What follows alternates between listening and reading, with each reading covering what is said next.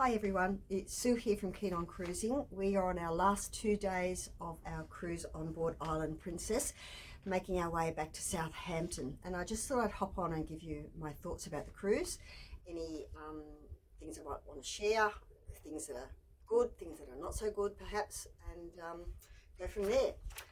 First of all, I wanted to say that Norway is an absolutely beautiful country. The scenery is stunning, and we very much enjoyed spending our time watching the snow-covered mountains glide by when we were, cruising down the fjords on our way into our various ports of call.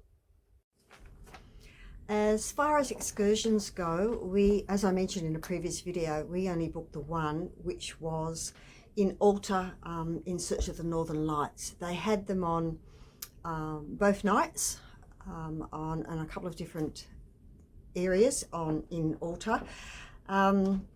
What can I say? We didn't see any Northern Lights. I think we would have been better off staying on board because people saw them on board.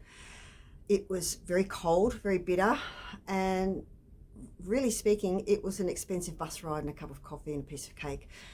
And standing out for 3 hours in the bitter cold. So at $189.95 US per person, it was a disappointment. Mother Nature needed to cooperate, and it didn't that night. Having said that, on a different cruise at a different time, it might be a completely different story, and it's the luck of the draw.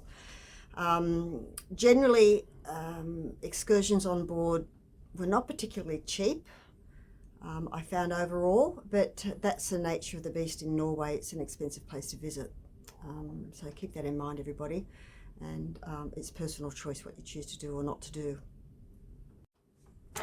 Our favourite ports of call were the Lofoten Islands, Trondheim and Ålesund. Ålesund was a very, very pretty little place that we enjoyed. That was our last port of call. We were there yesterday.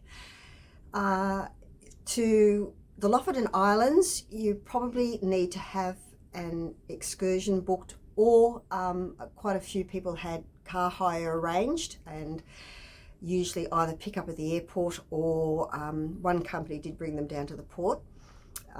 We got off and there was a local tour company there with a bus. It was an hour-and-a-half trip in various areas with a couple of scenic stops, and it was $50 US per person, roughly, per head. And it was really enjoyable, and we got to have a look at some things and sites that we wouldn't have seen otherwise. In the ports, the other ports are all walkable once you get into the city, but you need to have a shuttle to get in there, and that's $19.95 US per person for a day pass. There was a couple that you could walk to, but it was a good 4 kilometres each way. Or another choice might have been in a port or two, a local taxi or even a public bus.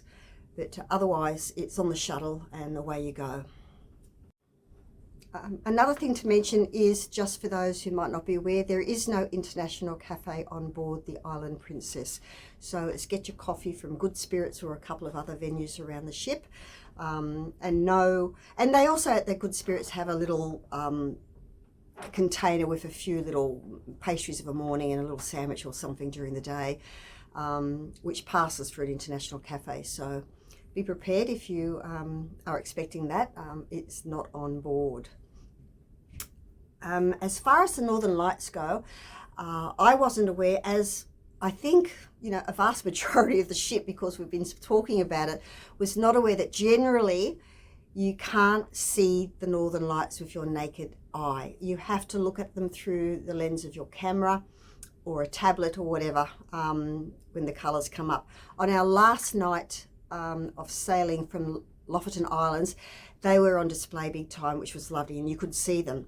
But generally they're there, but you don't necessarily see them. You might just see a faint whitish looking trail, and that's them. So put your camera up, snap a photo, have a look through, and you'll surprise yourself when you have a look at the picture. They're there in true form. And it's the luck of the draw again.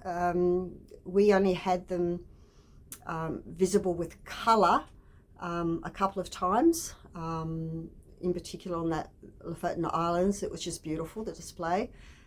And otherwise it's, look through your lens, and just letting you know that, because it's not what I expected. So I found out, as a lot of the passengers did, that that's the way it is.